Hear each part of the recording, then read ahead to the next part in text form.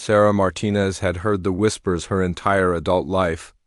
At 34, she walked through the small town of Cedar Falls with her head held high, but the comments still stung like winter wind against bare skin. The grocery store checkout ladies would glance at her empty cart, filled only with single-serving meals, and shake their heads with that familiar look of pity mixed with judgment. "Such a shame," Mrs. Henderson would say to her friend loud enough for Sarah to hear. "Pretty girl like that, wasting away her childbearing years? My daughter already has 3 little ones, and she's 5 years younger." Sarah would grip her purse tighter and force a smile, pretending the words didn't cut deep into her heart. What they didn't know, what nobody in Cedar Falls knew, was that Sarah had tried for years to have children. 3 miscarriages, 2 failed fertility treatments, and 1 broken marriage later. She had finally accepted that motherhood might not be in her cards. Dr. Rebecca Shunn, her longtime physician, had delivered the final blow 6 months ago during what Sarah hoped would be a routine checkup. The endometriosis had spread more than they anticipated, and the damage to her reproductive system was extensive. The chances of natural conception were less than 2%, and even with medical intervention, the odds remained discouragingly low. "I'm so sorry, Sarah," Dr. Chun had said, her voice gentle but professional. "I know this isn't what you wanted to hear. There are other options we can explore if you'd like to discuss them." But Sarah had heard enough. She thanked the doctor, drove home to her small apartment above the town's only bookstore, and cried for 3 days straight. When she finally emerged, she had made a decision that would change everything about how she saw her future. Working at the Cedar Falls Public Library had always been Sarah's refuge. Between the quiet stacks of books and the familiar routine of helping patrons find exactly what they needed, she found peace. The head librarian position had opened up 2 years ago, and Sarah threw herself into the role with fierce dedication. If she couldn't nurture children of her own, she would nurture the love of reading in every person who walked through those heavy oak doors. The library became her kingdom. She organized reading programs for toddlers, homework help sessions for struggling students, and book clubs for lonely seniors. Every Tuesday afternoon she hosted story time for preschoolers, watching their faces light up as she brought characters to life with different voices and animated gestures. Those moments were both her greatest joy and her deepest heartache. "Miss Sarah, why don't you have kids?" little Emma Thompson asked one Tuesday, her 4-year-old curiosity cutting straight to the heart of things. Adults danced around. Sarah's breath caught for a moment before she knelt down to Emma's level. "Sometimes things just work out differently for different people, sweetheart. But I get to spend time with wonderful children like you, and that makes me very happy." Emma nodded solemnly, as if this explanation made perfect sense to her young mind, then skipped away to rejoin the other children. Sarah stood slowly, her chest tight with emotions she couldn't quite name. The judgment from the community wasn't always spoken aloud, but it was there in 1,000 small ways. When the church organized family events, Sarah received polite smiles but never invitations to join planning committees. At the annual Harvest Festival, married couples with children naturally gravitated toward each other, leaving Sarah to man the library's book sale booth alone. During baby showers and birthday parties, conversations would inevitably turn to pregnancy stories and parenting advice, topics from which Sarah was permanently excluded. Even her own family contributed to the weight she carried. Her mother called every Sunday from Phoenix, where she had retired with Sarah's father 3 years ago. The conversations always started pleasantly enough, with updates about the weather and her parents' golf games, but they inevitably circled back to the same uncomfortable territory. "Your cousin Maria just had her second baby," her mother announced during one particularly difficult call. "A beautiful little boy. She's glowing in all the pictures your aunt sent. You know, sweetheart, 34 isn't too old. Maybe it's time to consider getting back out there, finding a nice man who wants a family." Sarah stared out her kitchen window at the empty swing set in the apartment complex playground. "Mom, we've talked about this. Some people just aren't meant to have children. I'm focused on my career now." "But you'd make such a wonderful mother," her mom persisted. You're so good with children at the library. Maybe you're just being too picky. That nice accountant, what was his name? David. He seemed very interested when we met him at Christmas. The conversation continued for another 20 minutes, with Sarah deflecting her mother's well-meaning but painful suggestions. After hanging up, she sat in her quiet apartment and wondered if moving away from Cedar Falls might be easier than constantly explaining herself to people who would never understand. The breaking point came on a warm September evening at the annual town council meeting.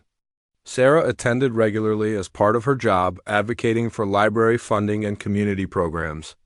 This particular meeting was discussing budget allocations for the following year, and several families had come to argue for increased spending on the elementary school playground equipment.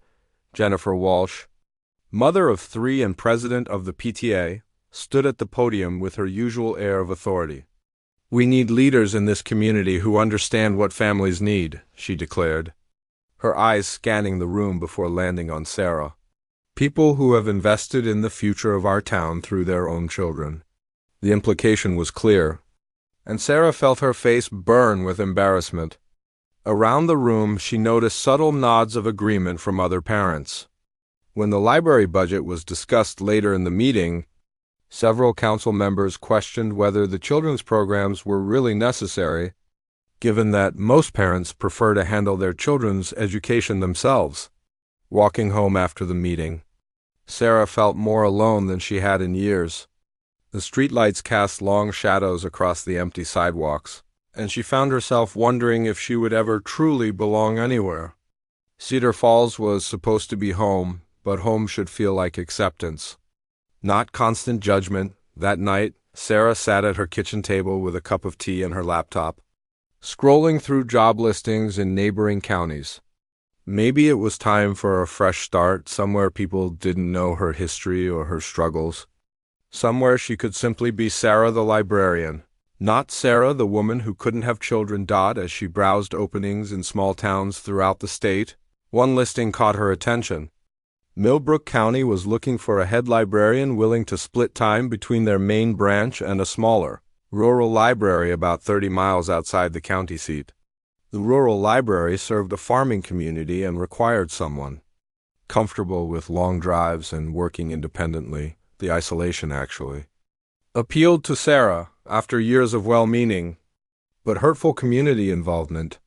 The idea of managing a small library where she could focus purely on books and helping patrons without the social complications sounded like exactly what she needed. She spent the weekend researching Millbrook County and its surrounding rural areas. The main town looked charming enough, with a historic downtown and several cultural amenities. But it was the smaller farming community of Harmony Ridge that really intrigued her. According to the county website, it was home to about 800 people, mostly ranchers and farmers, who had lived there for generations. The library in Harmony Ridge was housed in a converted Victorian home and served not just as a book repository, but as a community center for rural families who might otherwise have limited access to educational resources. The job description mentioned organizing outreach programs for homeschooling families and coordinating with local schools for special events on Monday morning. Sarah printed out the application and spent her lunch break filling it out in her car, parked behind the Cedar Falls Library. She had worked there for 8 years and loved the building itself, with its tall windows and original hardwood floors. But the building wasn't the problem. The problem was the weight of other people's expectations and the constant reminder that she didn't fit their definition of a complete woman. Mailing the application felt like both an act of rebellion and an act of self-preservation. Sarah wasn't running away from her problems, she told herself. She was moving toward a solution. Maybe in a place where people didn't know her story, she could finally write a new chapter for herself. 2 weeks later, her phone rang during the Tuesday afternoon story time. Sarah let it go to voicemail, focusing instead on the 12 children gathered around her feet as she read about a brave little mouse who saved his village from a terrible storm. When the session ended and the last parent had collected their child, Sarah finally listened to the message. "Miss Martinez, this is Patricia Webb from Millbrook County Libraries. We received your application for the dual-position head librarian role, and we'd very much like to schedule an interview. Could you call me back at your earliest convenience? We're hoping to fill this position within the next month." Sarah played the message 3 times, her heart beating faster with each repetition. This was it, her chance to start over. Sarah's first morning in Harmony Ridge began with the sound of roosters crowing somewhere in the distance. She had forgotten how different mornings sounded in true farming communities, where the rhythm of life followed the sun rather than alarm clocks. Standing at her kitchen window with a cup of coffee, she watched as pickup trucks and farm equipment began moving. Along the county roads that stretched between properties, the Harmony Ridge Library occupied a beautiful 1890s Victorian mansion that had been carefully converted while preserving most of its original charm. The wraparound porch now held benches and reading chairs, and the former parlor had been transformed into a cozy children's section with low shelves and colorful rugs. Sarah unlocked the heavy front door for the first time as head librarian. Breathing in the familiar scent of old books mixed with the lavender potpourri someone had placed throughout the building, her first week was quiet, giving her time to familiarize herself with the collection and the library systems. The previous librarian, Mrs. Garrett, had retired after 30 years of service, leaving behind detailed notes about the community's reading preferences and the personalities of regular patrons. According to her notes, the library served not just Harmony Ridge, but several of the surrounding ranches and farms, some located 20 miles or more from town. Sarah's first real interaction with the community came on Thursday morning, when a woman in her 40s pushed through the front door with obvious frustration written across her face. She had short auburn hair escaping from a practical ponytail and wore the kind of sturdy jeans and boots that suggested she worked outdoors. "Excuse me," the woman said, approaching Sarah's desk. "I'm Beth Morrison from the Morrison Ranch about 15 miles out.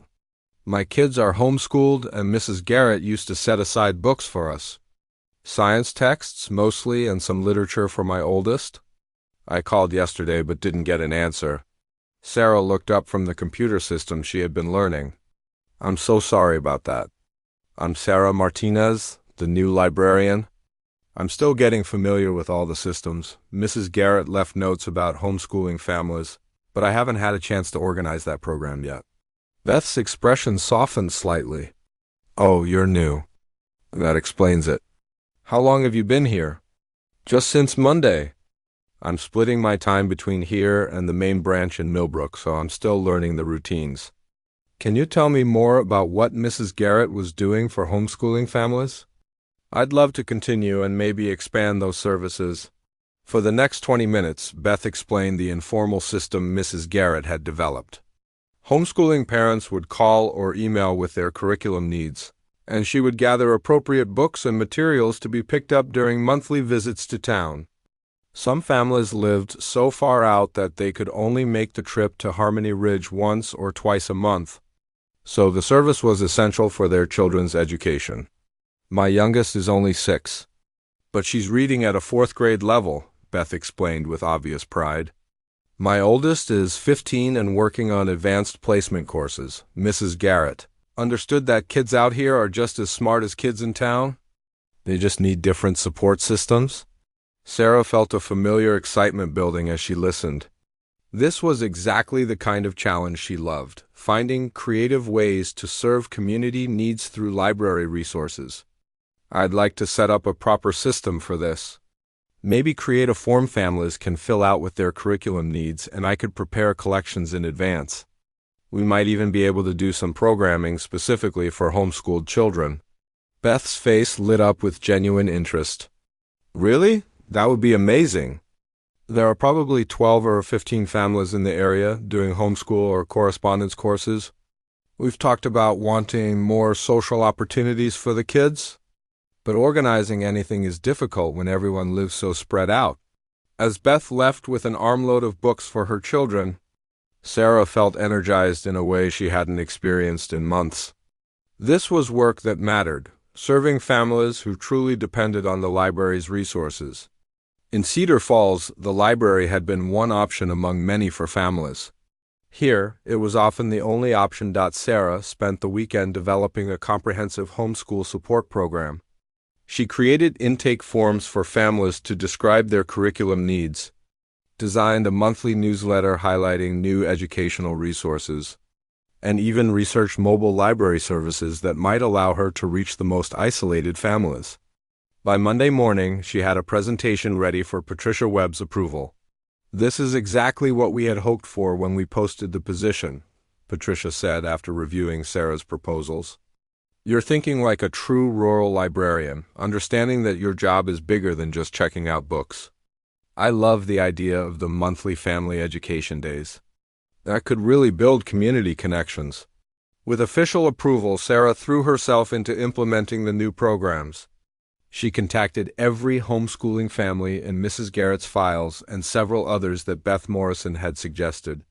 The response was overwhelmingly positive, with parents excited about both the educational support and the opportunity for their children to interact with peers from other families, the first family. Education Day was scheduled for a Saturday in mid-October. Sarah arrived at the library early, arranging stations throughout the building for different age groups. She had prepared science experiments for elementary-aged children, a creative writing workshop for middle schoolers, and a college preparation session for high school students. The children's section had been transformed into an art station, where younger kids could work on projects while their older siblings participated in other activities. By 10 o'clock, the library was buzzing with activity in a way Sarah had never experienced. Families arrived in pickup trucks and SUVs, many driving considerable distances to attend. Children who spent most of their time on isolated ranches suddenly found themselves surrounded by peers, and the energy was infectious. Sarah was helping a group of 8-year-olds with a basic chemistry experiment when she noticed a man standing in the doorway, watching the activity with a bemused expression. He was tall and lean, wearing clean but well-worn jeans and a button-down shirt that suggested he had dressed up for the occasion. What struck her most were his eyes, a warm brown that seemed to take in everything with quiet intelligence. 3 children clustered around him, ranging in age from perhaps 5 to 30. The oldest was a girl with long dark hair who seemed to be explaining the various activities to him in enthusiastic whispers. A boy of maybe 8 or 9 stood close to his other side, while a little girl with pigtails held tightly to his hand. "Excuse me," Sarah said, approaching the group. "I'm Sarah Martinez, the librarian. I don't think we've met." The man smiled, and Sarah noticed how it transformed his entire face from serious to genuinely warm. "Daniel Hayes, these are my kids, Katie, Jake, and Emma. We got your flyer from Beth Morrison." "This looks amazing." "Thank you. Are you homeschooling as well?" "We are now," Daniel said, and Sarah caught something complicated in his voice. "It's our first year trying it. My oldest 2 were in the public school in Millbrook, but the drive was getting difficult, especially in winter weather. Emma here isn't quite ready for school yet." Katie, who Sarah guessed was the 13-year-old, tugged on her father's sleeve. "Dad, can we sign up for the writing workshop? And Jake wants to do the science experiments." "Of course," Sarah said before Daniel could respond. "There's no formal sign-up process. Kids can move between activities as their interest takes them. Are you interested in the college prep session, Katie? I know you're not quite there yet, but it's never too early to start thinking about it." Daniel watched as his children scattered to different parts of the library, Katie heading for the writing workshop while Jake made a beeline for the science station where Sarah had been working earlier. Little Emma seemed torn between following her brothers and staying close to her father. "She can help me at the art station if she wants," Sarah offered, noticing Emma's hesitation. "We're making bookmarks this morning, and I could use an assistant." Emma looked up at her father with questioning eyes. Daniel knelt down to her level, his voice gentle. "Would you like to help Miss Sarah with the art project? I'll be right here talking to some of the other parents." For the next 3 hours, Sarah found herself constantly aware of Daniel's presence in the library. He moved easily between the parent groups, clearly comfortable with the other adults but not dominating conversations. She noticed how he checked on each of his children regularly without hovering, and how the other kids seemed naturally drawn to him when they needed help with projects. During lunch break, which families had organized as a potluck on the library's front porch, Sarah found herself sitting near Daniel and his children. Emma had appointed herself Sarah's special helper and insisted on sitting between them, proudly showing off the bookmark she had created. "Emma talks about you like your magic," Daniel said quietly, watching his daughter demonstrate the proper way to attach a ribbon to cardboard. "She's been homesick for her old teacher, so seeing her this excited about learning again means a lot." "She's a sweet girl," Sarah replied. "All of your children seem wonderful. How are you finding the adjustment to homeschooling?" Saturday afternoon found Sarah driving the winding county roads toward the Hayes Ranch, her small Honda following Daniel's detailed directions through increasingly remote territory. The landscape was breathtaking, with rolling hills covered in autumn grass that shimmered gold in the afternoon sun. Cattle grazed peacefully in vast pastures bordered by wooden fences that looked like they had been built to last generations. The Hayes Ranch appeared around a curve in the road, like something from a postcard. The main house was a sprawling single-story structure with a wide front porch and flower boxes that someone clearly tended with care. Several outbuildings dotted the property, including a large red barn that looked freshly painted and a smaller building that might have been a workshop. White painted paddock fences, enclosed areas where horses wandered lazily in the warm afternoon. Before Sarah had even parked her car, the front door opened and Emma came racing across the yard, her pigtails flying behind her. "Miss Sarah, you came. Daddy's been cleaning all morning because he said we had to make a good impression." Daniel appeared behind his daughter, looking slightly embarrassed. "Emma, what did we say about sharing unnecessary information with guests?" "That I should think before I talk," Emma recited dutifully, then brightened. "But I did think, and I thought Miss Sarah would want to know you cleaned the house special for her." Sarah laughed, feeling more relaxed than she had since arriving in Harmony Ridge. "Well, I'm honored that you went to so much trouble, though I have to say everything looks beautiful just as it is." Daniel's cheeks reddened slightly, but his smile was warm. Emma has never learned to keep family secrets. "Come on, let me show you around. The kids are excited to give you the full ranch tour." Katie and Jake emerged from the barn, both wearing boots and clothes that showed they had been working with animals. Katie carried a small bucket, while Jake had what appeared to be a notebook tucked under his arm.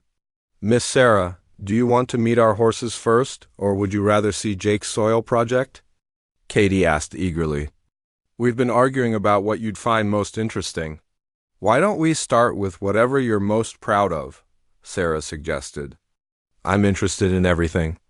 The tour that followed revealed the Hayes Ranch as a working operation that somehow managed to combine practical agriculture with the family's daily life. Sarah learned that they raised both cattle and horses, with Katie specializing in training young horses for 4-H competitions while Jake focused on the scientific aspects of sustainable farming. "Dad says understanding the soil is the foundation of everything else," Jake explained as he led Sarah to a small greenhouse behind the main house. Inside, he had set up an impressive experiment tracking how different organic materials affected soil composition and plant growth over time. "Mrs. Garrett helped me find books about soil chemistry, but I've been doing my own experiments too." Sarah was genuinely impressed by the complexity of Jake's work. At 9 years old, he was conducting research that wouldn't have been out of place in a high school science fair. "This is remarkable, Jake. Have you considered entering this in any competitions?" "Dad says maybe next year when I have more data," Jake replied, but his pride was obvious.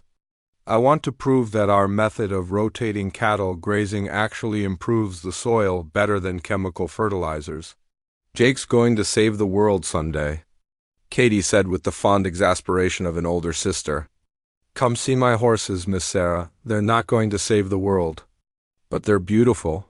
Katie's horses were indeed beautiful, and it was clear that her relationship with them went far beyond typical teenage hobby interests.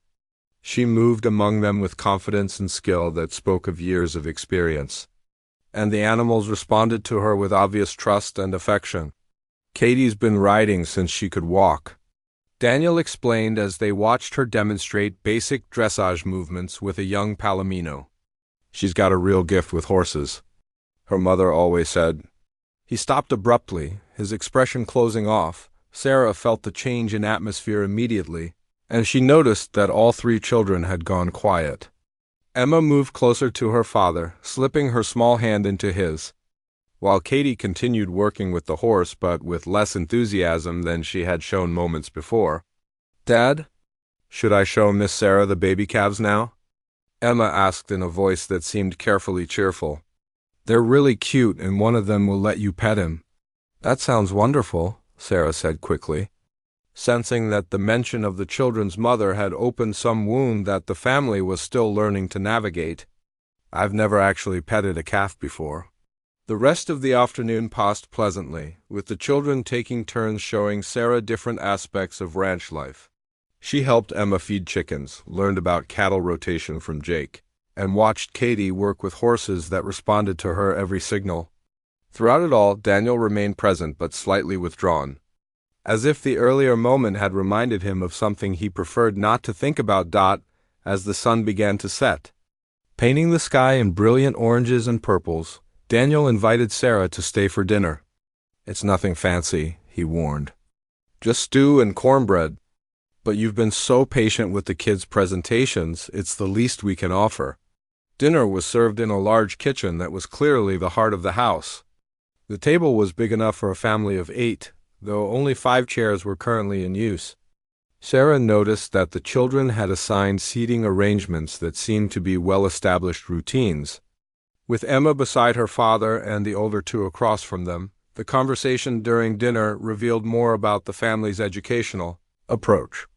Daniel had been working with a correspondence school curriculum, but was supplementing it heavily with hands-on learning opportunities that took advantage of their ranch environment. Katie was reading at a high school level and had already completed algebra, while Jake was pursuing independent research projects that combined his interests in science with practical farming applications. "Dad says we learn better when we can see how things apply to real life," Katie explained as she helped clear the dishes. "Like, I learned about genetics by studying horse breeding patterns, and Jake understands chemistry because of soil composition experiments." "It sounds like you're getting an education that's perfectly tailored to your interests and abilities," Sarah observed. "That's something most schools struggle to provide." Daniel nodded, but Sarah caught a shadow crossing his expression. "We're doing our best. It's not always easy being the only teacher they have, but we're figuring it out as we go." After dinner, the children scattered to complete various chores while Daniel and Sarah sat on the front porch watching the stars emerge in the clear country sky. The silence between them was comfortable, but Sarah sensed that Daniel was weighing whether to share something important. "Can I ask you something?" he said finally. "Beth Morrison mentioned that you moved here from another town. What made you decide to leave a place where you were established to come to somewhere as isolated as Harmony Ridge?" Sarah considered her answer carefully. During her months in Harmony Ridge, she had grown comfortable with simply being the librarian without having to explain her personal history. But something about Daniel's quiet presence made her want to be honest. "I needed a fresh start," she said finally. "I was in a place where people had very specific expectations about what my life should look like, and I couldn't meet those expectations. Coming here gave me the chance to be valued for what I could contribute, rather than judged for what I couldn't provide." Daniel nodded as if he understood exactly what she meant. "Sometimes starting over is the only way to figure out who you really are," he said. "I've been thinking about that a lot lately." "Is that why you decided to homeschool the children?" Daniel was quiet for so long that Sarah began to think he wouldn't answer. When he finally spoke, his voice was carefully controlled. "My wife died 2 years ago, cancer. The kids were struggling in regular school, having trouble concentrating, and the drive to Millbrook was becoming difficult for me to manage with everything else. Homeschooling seemed like the best way to give them stability and individual attention during a difficult time." Sarah felt her heart clench with unexpected emotion. I'm so sorry, Daniel. I can't imagine how difficult that must have been for all of you. Angela was the organized one, Daniel continued, staring out at the darkened pastures. She managed the children's schedules, their social activities, everything that required coordination with other families. I'm still learning how to fill those roles. Days like today, when the kids can interact with other children and you can see how excited they get, remind me how much they've given up. But look at what they've gained, Sarah said gently. Katie's knowledge of horses is extraordinary. Jake's scientific understanding is years ahead of most kids his age. And Emma is confident and articulate in a way that suggests she feels very secure in her family. You're not just teaching them academics, Daniel. You're teaching them that learning is connected to real life, that family is a source of strength, and that they can trust the adults in their lives to take care of them. Daniel turned to look at her, his expression surprised. You really think so? Most days I feel like I'm barely keeping up with what they need.